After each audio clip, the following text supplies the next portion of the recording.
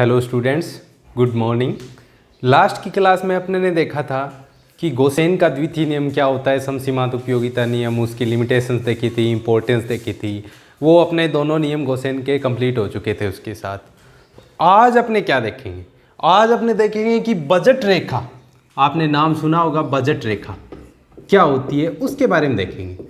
तो उसके बारे में देखें उससे पहले आपको कुछ पता होना ज़रूरी है। सबसे पहले तो आपको यही पता होना ज़रूरी है कि बजट क्या होता है। जैसे आप मार्केट में जाते हो, आप रुपए लेकर जाते हो 100, 200, 500, 1000 जितने भी लेके गए, तो जितने रुपए का आप उपभोग करने के उद्देश्य से जाते हो उतने रुपए आप लेकर जाओगे। हो सकता है थोड़े एक्स्ट्रा भी हो। तो आपसे दुकान वाला बहुत बार पूछता है कि किस बजट में दिखाऊं या आपका बजट कितना है। तब आप कितना बोलोगे? जो आपके पास रुपए है उस टाइम पे उतना ही बोल सकते हो कि जैसे 500 रुपये लेके गए कि 500 रुपये का बजट है मेरा, यही बात बोलोगे। इसके अलावा आपको एक बात ये मानकर चलनी है कि उधार कुछ भी नहीं खरीदे। कोई उपभोक्ता उधार खरीदेगा ही नहीं, ना ही कोई उत्पादक उसको उधार बेचेगा, विक्रेता उसको उधार नहीं बेचेगा। तब जाके आप बजट के बारे में समझ पाओगे। तो बजट रेखा के बारे में जानो, इससे पहले आपको कुछ वर्ड्स है उनका मतलब है समझना बहुत ज़रूरी है। जैसे एक तो होता है उपभोक्ता बंडल, क्या नाम है? उपभोक्ता बंडल, कंज्यूमर बंडल। और एक होता है बजट सेट। इन दोनों वर्ड्स के बारे में अपने जानेंगे, तब जाके अपने को पता चलेगा कि बजट रेखा क्या होती है।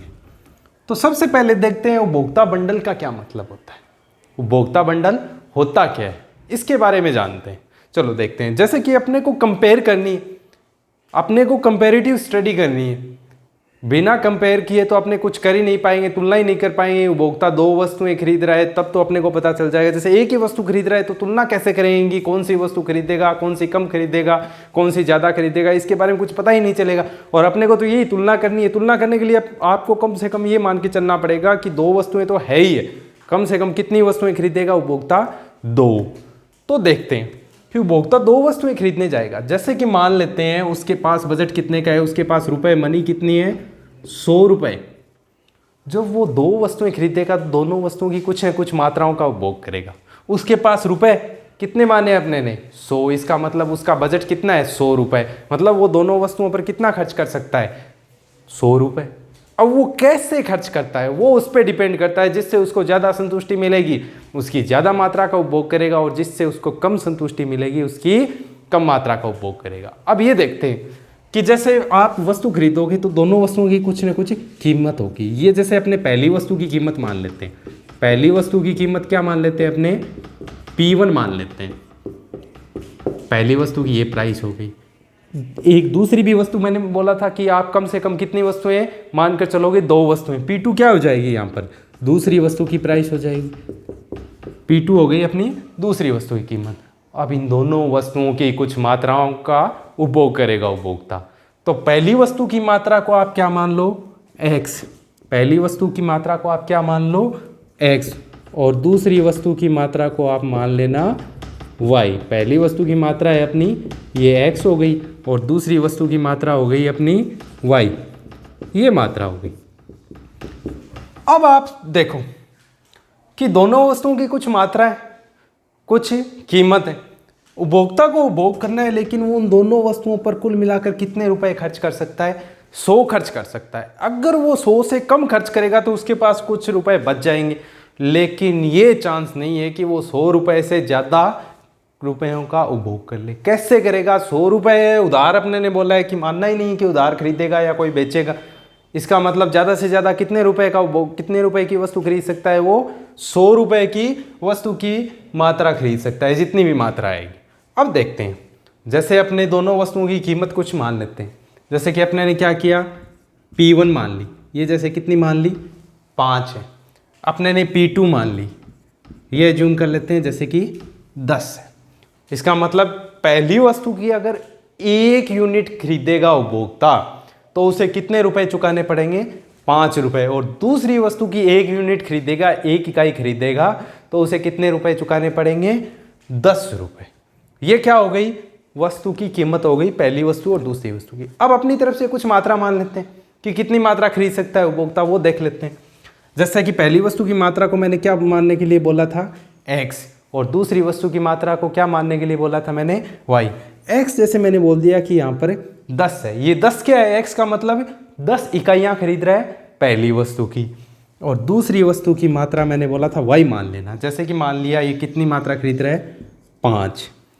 अब देखते हैं कि ये मात्रा वास्तव में खरीदी जा सकती है या नहीं खरीदी जा सकती। ये मात्रा वास्तव में उपभोक्ता खरीद सकता है या नहीं खरीद सकता। आपने तो अभी तक मानना है कि इतनी इतनी मात्रा खरीद रहा है। देखते हैं कहीं 100 रुपये से ज़्यादा तो खर्च ना हो जाए। अगर ज़्यादा हो गया तो अपने को मात्रा कम करनी पड़ेगी, उपभोक्ता को कम खरीदना पड़ेगा।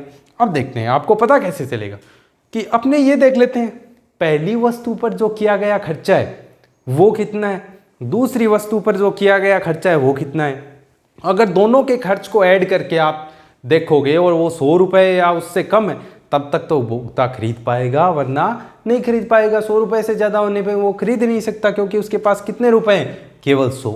तो इसका पता कैसे चलेगा, पहली वस्तु की कीमत और पहली वस्तु की मात्रा को मल्टीप्लाई कर देंगे, उस पर खर्चा आ जाएगा कि पहली वस्तु पे कितना खर्चा लगा। ये P1 x को मल्टीप्लाई कर दिया। P1 क्या है, पहली वस्तु की कीमत, और x क्या है, पहली वस्तु की मात्रा। इसको मल्टीप्लाई करने पे क्या पता चल जाएगा कि पहली वस्तु पे उसका यानी उपभोक्ता का कितना खर्चा हुआ। अब ये भी देख लेते हैं कि दूसरी वस्तु पर कितना खर्च उपभोक्ता कर रहा है। इसका मतलब इसी टाइप से दूसरी वस्तु पर खर्चा निकाल लेंगे। क्या करेंगे, उसकी कीमत और उसकी मात्रा को मल्टीप्लाई कर देंगे। सिंपल है, आपसे बोल दे कि कोई 10 रुपये का एक पेन है और 5 पेन खरीद रहा है तो कितने रुपए लगेंगे, 50 रुपये। वही बात है, ये प्राइस हो गई और ये मात्रा हो गई, दोनों को मल्टीप्लाई कर दिया। अब इस पे किया गया, दूसरी वस्तु पे किया गया खर्चा ये और पहली वस्तु पे किया गया खर्चा ये, दोनों को ऐड कर देंगे तब अपने को पता चल जाएगा कि टोटल खर्चा कितने रुपए का हुआ है। वो देखो अब आप यहाँ पर P1 अपने ने कितना माना है, 5, और x कितना माना है अपने ने, 10, प्लस P2 अपने ने कितना माना है, 10, और y कितना माना है, मतलब दूसरी वस्तु की मात्रा कितनी मानी है, 5। अब देखते हैं कितने रुपए का खर्चा हो जाएगा दोनों वस्तुओं पर मिलाकर। ये है पहली वस्तु पर किया गया खर्चा और ये है दूसरी वस्तु पर किया गया खर्चा। अब देखते हैं कितना हो गया, पहली वस्तु पर टोटल 50 रुपए का खर्चा होगा और दूसरी वस्तु पर टोटल कितने रुपए का खर्चा हो रहा है, इस पे भी 50। इसका मतलब टोटल कितना आएगा अपना 100, और उपभोक्ता के पास अपने ने कितने रुपए माने हैं, 100 रुपये। इसका मतलब पहली वस्तु की कितनी मात्रा खरीद सकता है उपभोक्ता, 10 मात्रा खरीद सकता है। मैक्सिमम कितनी खरीद सकता है इस कंडीशन में, 10, और दूसरी वस्तु की कितनी मात्रा खरीद सकता है, 5 मात्रा खरीद सकता है। इसके अलावा चलो ये तो आपको पता है कि 100 रुपये से ज़्यादा खर्चा होगा तब उपभोक्ता इनकी मात्रा नहीं खरीद पाएगा, कुछ कम करनी पड़ेगी। लेकिन कम मात्रा तो खरीद ही सकता है उपभोक्ता। XY पहली बार अपने पास क्या आया था, पहली वस्तु की मात्रा आई थी अपने पास 10 और दूसरी वस्तु की मात्रा आई थी अपने पास 5। X क्या है, पहली वस्तु की मात्रा, और Y क्या है, दूसरी वस्तु की मात्रा। दोनों की कितनी कितनी मात्रा आ रही है यहाँ पर, 10 और 5, जिसका उपभोग उपभोक्ता अपनी वर्तमान आय या वर्तमान पैसे जो भी उसके पास उपलब्ध है उससे कर सकता है। अब इससे कम मात्रा का भी उपभोग कर सकता है उपभोक्ता। जैसे कि मान लो इसकी 8, इसकी 7, इसकी 5, इसकी 6, इसकी 5, इसकी 7, इसकी 6, इस टाइप से कम मात्रा का भी उपभोग उपभोक्ता कर सकता है। लेकिन देखो आप, जब कम मात्रा का उपभोग करेगा, पहली बार जब उपभोग किया था तो उसका पूरा धन है खर्च हो गया था जितना उसके पास था। लेकिन कम मात्रा का उपभोग करेगा, पहली वस्तु की मात्रा उसने 8 खरीदी, 5 रुपये प्राइस है, 40 इस पे खर्च हो गए और 50 इस पे, 10 रुपये बच जाएंगे। इस पे टोटल कितने का खर्चा हुआ, 90 रुपये का। क्यों, पहली वस्तु की मात्रा है 8 और पहली वस्तु की कीमत है 5, 40 रुपये इस पे खर्च हो गए, और दूसरी वस्तु की मात्रा है 5 और कीमत कितनी है 10, 50 इस पे हो गए। टोटल कितने रुपए का खर्चा हुआ, 90 रुपये का। इस पे देखते हैं, पहली वस्तु की कीमत है 5 और मात्रा कितनी है 6, 30 इस पे हो गया, और दूसरी वस्तु की कीमत कितनी है 10 और मात्रा कितनी है 50, इस पे 80 रुपये का खर्चा हो रहा है। इसी प्रकार तीसरी में देखते हैं, पहली वस्तु की मात्रा है 7 और कीमत कितनी है 5, इसका मतलब 35 इस पे हो गया, और दूसरी वस्तु की मात्रा कितनी है 6 और कीमत कितनी है 60, इसका मतलब 95 रुपये इस पे खर्च हो गए। अब देखते हैं कि उपभोक्ता इनमें से किसी भी कंडीशन का चुनाव कर सकता है। क्यों, क्योंकि उसके पास ये बंडल, ये बंडल, ये बंडल और ये बंडल खरीदने के लिए पैसे हैं। अब आपको कुछ समझ में आ गया होगा कि बंडल किसे बोलते हैं, उपभोक्ता बंडल आप किसको बोलोगे। इसका मतलब उपभोक्ता अपनी विद्यमान आय से जिन जिन वस्तुओं की जितनी जितनी मात्रा के संयोगों को खरीद सकता है वो क्या कहलाते हैं, उपभोक्ता बंडल। जरूरी नहीं है कि उसमें पूरा पैसा खर्च हो, ये भी क्या है, ये भी उपभोक्ता बंडल है, और ये सब भी क्या है, उपभोक्ता बंडल है, ये भी उपभोक्ता बंडल है, ये भी उपभोक्ता बंडल है। और अपने ने वस्तुएं कितने प्रकार की ली है, 2 प्रकार की। तो आप ऐसे भी तो बोल सकते हो 2 वस्तुओं की मात्राओं के, ये क्या है, मात्रा ही तो है, ये सभी क्या है, मात्रा दिखाई है अपने ने, प्राइस तो इसमें दिखाया नहीं है, प्राइस तो ऊपर दिखाया था। मात्राओं के वे विभिन्न संयोग जिनका उपभोग उपभोक्ता अपनी विद्यमान आय से खर्च कर सकता है वो क्या कहलाते हैं, उपभोक्ता बंडल। लेकिन एक बात ध्यान रखनी है इसमें, उपभोक्ता बंडल में कौन सी बात, कि उपभोक्ता बंडल में जरूरी नहीं है कि उपभोक्ता बंडल का उपभोग करे तब उपभोक्ता के पूरे पूरे पैसे खर्च हो जाए। उसके पास रुपए तो 100 थे, लेकिन ये भी उपभोक्ता बंडल है। इसका मतलब इससे कम रुपए में भी उपभोक्ता खरीदेगा, वो भी उपभोक्ता बंडल है, लेकिन इससे ज़्यादा वाला उपभोक्ता बंडल नहीं हो सकता। 100 रुपये से ज़्यादा का कुछ हो ही नहीं सकता। तो ये सब क्या है, उपभोक्ता बंडल कहलाएंगे। फिर से मैं इसकी डेफिनेशन बोल रहा हूँ, 2 वस्तुओं की मात्राओं के वे विभिन्न संयोग, वे विभिन्न संयोग जिनको उपभोक्ता अपनी वर्तमान आय से या विद्यमान आय से खरीद सकता है, चाहे उस पर पूरे पैसे उसके खर्च हो या नहीं, वो सब क्या कहलाते हैं, उपभोक्ता बंडल। इसका मतलब ये 4 उपभोक्ता बंडल आए थे। ये 10 क्या है, एक्स था, 5 क्या है, वाई। यहाँ पर एक्स है 8 और वाई है 5। इस प्रकार से पहली वस्तु की मात्रा को एक्स से शो करना है और दूसरी वस्तु की मात्रा को वाई से शो करना है। तो इसका मतलब है उपभोक्ता बंडल क्या होगा, 2 वस्तुओं के संयोग हो गए जिनको उपभोक्ता अपनी वर्तमान आय से खरीद सकता है। आप उपभोक्ता बंडल तो समझ गए। इन्हीं उपभोक्ता बंडल में क्या छिपा है, बजट सेट क्या होता है, ये बात इन्हीं उपभोक्ता बंडलों में छिपी है। अब आपने नोट किया कि पहला बंडल का उपभोग करने पर उपभोक्ता के पास 100 रुपए थे, वो 100 के 100 पूरे लग गए, जबकि बाकी के तीनों बंडल ये देखो, इनका उपभोग करने पर उपभोक्ता के पास कुछ पैसे बच गए। जैसे इसमें 90 रुपए लगे, इसका मतलब 10 रुपए उसके पास बच गए। है तो ये चारों के चारों ही उपभोक्ता बंडल, लेकिन किसी का उपभोग करने से उसके पास कुछ पैसे बच रहे हैं, किसी का उपभोग करने पर पूरा पूरा खर्च हो जाता है उसके पास जो भी धन था वो। तो बजट सेट किसको बोलोगे आप, बजट सेट 2 वस्तुओं की मात्राओं के वे संयोग होंगे, 2 वस्तुओं की मात्राओं के वे विभिन्न संयोग होंगे जिनका उपभोग करने पर उपभोक्ता की पूरी आय खर्च हो जाती है। जितना धन उसके पास था वो पूरा का पूरा उन दोनों वस्तुओं की मात्राओं पर खर्च हो गया, तब आप उनको क्या बोल सकते हो, बजट सेट। अब मैं बोलूंगा इसमें कि इसमें बजट सेट कौन सा है, इन उपभोक्ता मंडलों में, उपभोक्ता मंडल तो ये सारे हैं, इनमें बजट सेट कौन सा है, तो आप झट से बोल दोगे सर इसमें पहले वाला बजट सेट है।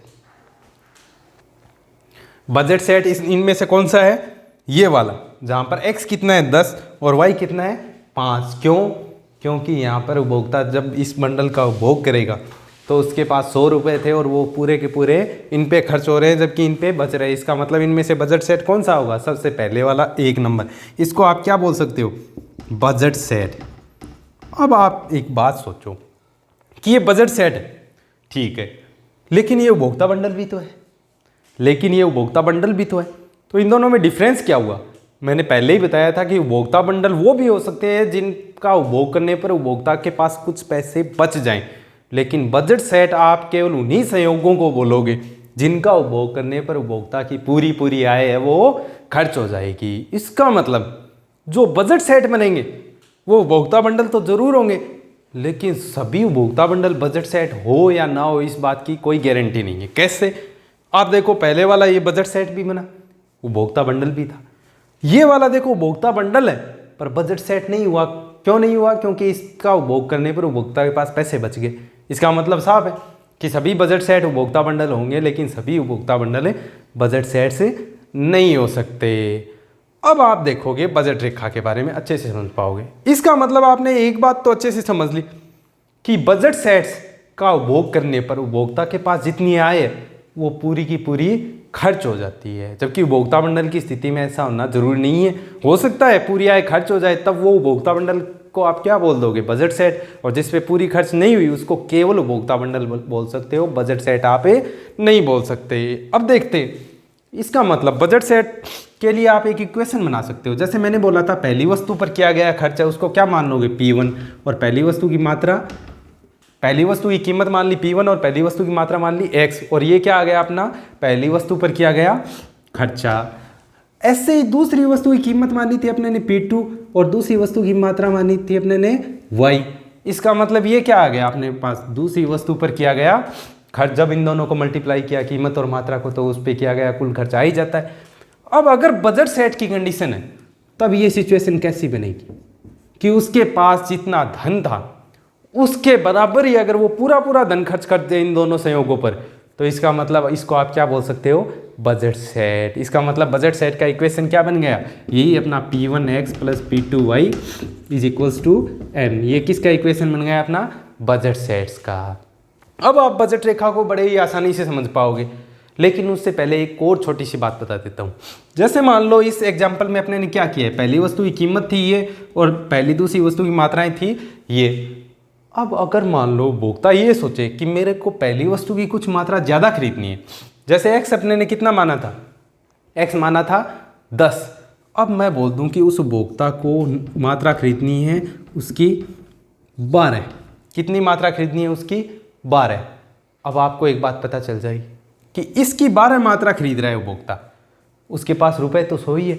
इस पे कितना खर्चा हो जाएगा, पहली वस्तु पर कितना खर्च हो जाएगा, उसका प्राइस कितना था, प्राइस तो वही रहना है 5। इसका मतलब उस पे टोटल एक्सपेंडिचर किस पे, पहली वस्तु पे कितना हो गया 60 रुपए का। कितना खर्चा हो गया केवल पहली वस्तु पर 60 रुपए का। अब बजट सेट है, इसका मतलब पूरा पूरा खर्च करेगा, लेकिन उसके पास रुपए कितने बचे हैं, 40 रुपए बचे हैं। और 40 रुपए बचे हैं और 40 रुपए से उसे क्या करना है, दूसरी वस्तु की मात्रा खरीदनी है। इसका मतलब अब दूसरी वस्तु की मात्रा, जैसे कि पहले कितनी खरीद रहा था 5, अब वो 5 नहीं खरीद पाएगा। अब कितनी खरीद पाएगा, अब मात्रा कितनी खरीद पाएगा वो, केवल और केवल 4। दूसरी वस्तु की मात्रा कितनी खरीद पाएगा 4, क्योंकि दूसरी वस्तु पर कितना खर्चा किया जा सकता है 40 का किया जा सकता है, और एक की प्राइस कितनी है 10 रुपये। तो दूसरी वस्तु की मात्रा कितनी हो जाएगी 4।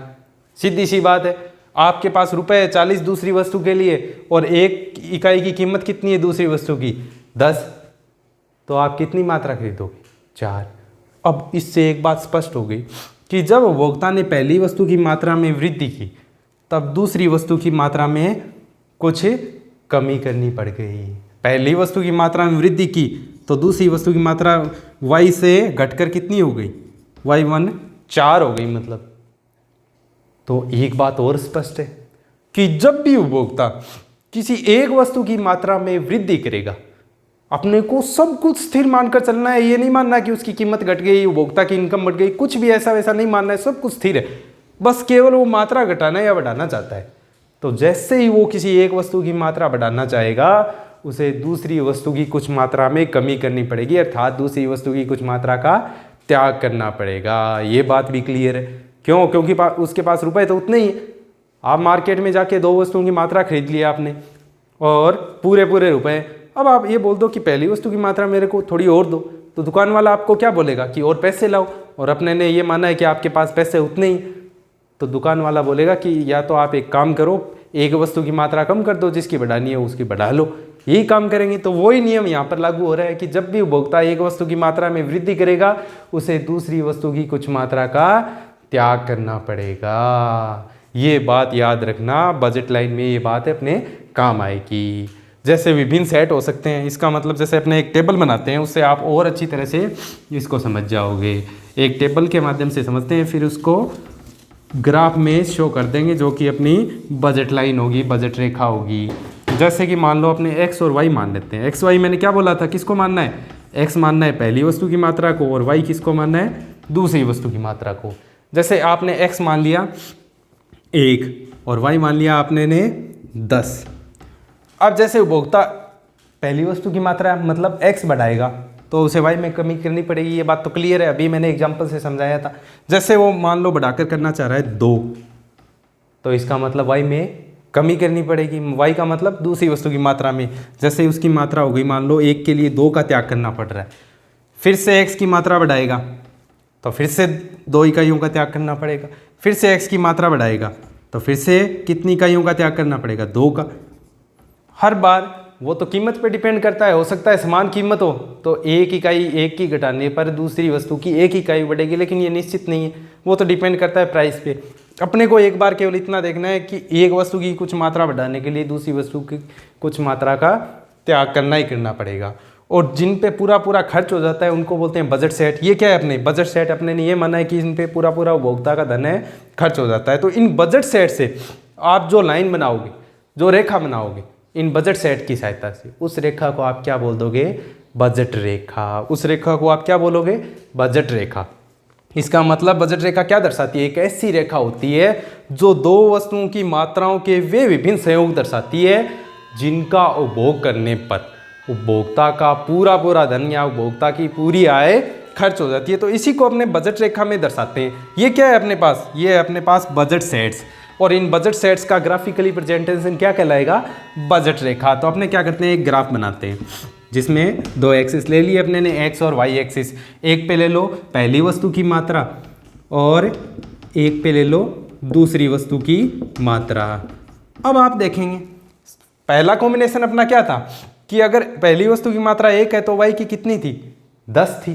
पहली वस्तु की मात्रा 1, जैसे एज्यूम कर लो यहाँ पर है 1, तो वाई की कितनी थी? मतलब दूसरी वस्तु की मात्रा कितनी थी? 10। एज्यूम कर लो यहाँ पर 10 है। तो पहला कॉम्बिनेशन अपना क्या बना था? ये वाला 1 और 10 वाला कॉम्बिनेशन ये बन गया अपना। अब देखो एक वस्तु की पहली वस्तु की मात्रा में कुछ वृद्धि की 1 इकाई की, मतलब 1 से बढ़ाकर 2 कर दी, तो वाई कितनी हो गई? वाई की मतलब दूसरी वस्तु की मात्रा कितनी हो गई? 8। तो अपने क्या करेंगे? जैसे मान लो यहाँ पर 8 है और यहाँ पर 2 है।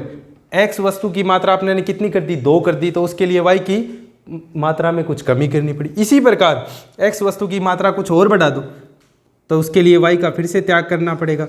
एक्स की फिर से बढ़ाओगे तो वाई का फिर से कुछ त्याग आपको करना ही करना पड़ेगा, क्योंकि आपके पास रुपए तो उतने ही हैं। उतने ही रुपए से आप अगर किसी वस्तु की मात्रा बढ़ाना चाहोगे तो आपको एक वस्तु की कुछ मात्रा का त्याग करना पड़ेगा। अब आप देखो ये अपने संयोग बन गए 2 और 8 का, जैसा कि इसमें स्पष्ट है टेबल में। तीसरा संयोग बना 3 और 6 का। चौथा संयोग बना 4 और 4 का। ये विभिन्न संयोग है। इन संयोगों को दर्शाते हुए जो रेखा खींची जाएगी उस रेखा को क्या कहते हैं? बजट रेखा। इसका मतलब ये बजट रेखा बन जाएगी अपनी ये वाली। ये देखो अपनी ये क्या बन गई? बजट रेखा। ये क्या है अपनी? बजट रेखा या प्राइस लाइन या बजट लाइन, एक ही बात। और क्या दर्शा रही है? ये विभिन्न संयोग दर्शा रही है जिनका उपभोग करने पर उपभोक्ता का पूरा पूरा धन है वो खर्च हो जाता है। और साथ में क्या शो कर रही है? ये इक्वेशन, अपना इक्वेशन क्या था? P1x plus P2y is equals to m। ये चीज़ शो कर रही है ये बजट लाइन। अब थोड़ा लॉजिकल व्यू में जाते हैं। अपने पास बजट रेखा का समीकरण था ये वाला समीकरण था। तो आप ये पता कर सकते हो कि अगर केवल वो सारा का सारा धन अगर एक ही वस्तु पे खर्च करे तो उसकी कितनी मात्रा आएगी एक ही वस्तु पर। मैंने बोला था वैसे 2 वस्तु लेकर चलनी है। अब मान लो वो एक वस्तु की मात्रा 0 कर दे, थोड़ा लॉजिकल व्यू में जाते हैं, तब क्या होगा? तब देख लेंगे दूसरी वस्तु की कितनी मात्रा आएगी। जैसे आप मान लो कि पहली वस्तु की मात्रा है वो क्या कर रहा है? 0 कर रहा है, तब दूसरी वस्तु की मात्रा कितनी आएगी वो बात अपने को पता चल जाएगी। मतलब पहली वस्तु की बिल्कुल भी मात्रा का उपभोग नहीं कर रहा तो दूसरी वस्तु की कितनी मात्रा आएगी इसी इक्वेशन से पता चल जाएगा। पहली वस्तु की कीमत तो कुछ ना कुछ होनी है। एक्स की जगह अपने ने क्या एज्यूम कर लिया कि मात्रा 0 है पहली वस्तु की, इसकी जगह क्या आ जाएगा? 0 प्लस P2 और दूसरी वस्तु की मात्रा है y इज इक्वल्स टू क्या है अपना? m। अब आप सोचो कि दूसरी वस्तु की मात्रा निकालनी है। ये वाली वैल्यू तो पूरी की पूरी 0 हो गई। अपने पास बचा क्या? P2y is equals to m। अब आपको केवल ये पता करना है कि y कितनी आएगी। मतलब दूसरी वस्तु की मात्रा पे सारा का सारा खर्चा कर रहे हो तो दूसरी वस्तु की मात्रा कितनी आएगी? दूसरी वस्तु की मात्रा को y से शो किया, y की वैल्यू क्या हो जाएगी? m/P2। और इसी प्रकार पहली वस्तु की मात्रा कुछ पॉजिटिव रखने पर दूसरी वस्तु की मात्रा 0 करने पर क्या आ जाएगा अपना? मीन्स केवल पहली वस्तु पर अगर सारा का सारा धन खर्च करें, मीन्स x की वैल्यू निकालोगे तो क्या आ जाएगा? m/P1 आ जाएगा। इसका मतलब y की मात्रा 0 करने पर तो अपने x की मात्रा कितनी आ जाएगी? m/P1। और x की मात्रा 0 करने पर y की मात्रा कितनी आ जाएगी? m/P2। ये बजट रेखा के 2 अंतःखंड बन जाएंगे। इसका मतलब यहाँ पर क्या है? y की मात्रा 0 है और x की मात्रा कुछ ना कुछ है, तो m/p1 होगा यहाँ पर, और यहाँ पर m/p2 कहने का मतलब केवल y है, x की कुछ भी मात्रा का उपभोक्ता नहीं कर रहा। इसे बजट रेखा के दो अंतःखंड बोल सकते हैं, एक तो ये वाला और एक ये वाला। यहाँ पर क्या है, y की मात्रा 0 है और यहाँ पर क्या है, x की मात्रा 0 है। इसकी सहायता से अपने दो अंतःखंड प्राप्त कर लेते हैं, m/p1 और m/p2। अब आप सोचो कि ये तो चलो 0 मान लिया, अगर 0 नहीं होता तब अपने को पता करना होता कि y की वैल्यू क्या होती, या दूसरी वस्तु की मात्रा कितनी खरीद पाते, मतलब y की वैल्यू निकालनी है लेकिन x की मात्रा 0 नहीं है, तब आप कैसे निकालोगे। x की मात्रा भी कुछ न कुछ है और y की मात्रा भी कुछ न कुछ है, तब आपको पता करना है दूसरी वस्तु की मात्रा कितनी है, मतलब y कितनी है। तब देखो आप अपना इक्वेशन था p1x + p2y = m, आपको वैल्यू किसकी निकालनी है, y की। तो y कैसे निकालोगे आप, देखो आप p2y इसको ऐसे लिख देता हूँ मैं, = m माइनस ये इस साइड जाएगा तो क्या हो जाएगा p1x, और अब आपको क्या निकालना है, केवल y मतलब दूसरी वस्तु की मात्रा निकालनी है, तो m - p1x/p2, या मैं इसको ऐसे भी लिख दूँ m/p2 - p1x/p2, एक ही बात है, कोई फर्क नहीं पड़ेगा। इसी प्रकार अगर मेरे को x की वैल्यू निकालनी हो तो जहाँ जहाँ मैंने x लिखा था वहाँ y आ जाएगा, इस बार कोई फर्क नहीं पड़ेगा। जैसे कि इस बार केवल ये पता करना हो पहली वस्तु की मात्रा कितनी आएगी, तो वो देखो कैसे पता करोगे, इसका मतलब आपको निकालना है कि x कितना होगा, पहली वस्तु की मात्रा का मतलब x कितना होगा। तो उसके लिए आप क्या करोगे, अपना जो इक्वेशन था इसी से निकल जाएगा, p1x = क्या हो जाएगा m - p2y, और केवल x निकालना है तो x की इक्वल वैल्यू क्या आ जाएगी, m - p2y/p1। ये दोनों वस्तुओं की मात्रा निकालने के फॉर्मूले बन गए अपने बजट रेखा के इक्वेशन से। तो ये थी बजट रेखा, हालांकि ये अभी और भी टॉपिक अपना आगे चलने वाला है, लेकिन अपने ने क्या पता कर लिया कि सारा का सारा धन एक वस्तु पर खर्च करे तब कितनी मात्रा आएगी, दोनों वस्तुओं पे पैसा खर्च कर रहा है, फिर एक एक वस्तु की मात्रा अपने कैसे निकाल सकते हैं, वो सब अपने ने इसमें पता कर लिया। और नेक्स्ट क्लास में अपने क्या पता करेंगे, नेक्स्ट क्लास में ये देखेंगे कि बजट रेखा की जो ढाल है वो कैसी होती है, उसके बारे में जानेंगे। तो आज की क्लास में मैंने बता दिया बजट रेखा, इसके बारे में पहले देखोगे ताकि नेक्स्ट क्लास में आपको सारे टॉपिक इजीली समझ में आ जाए। Thank you.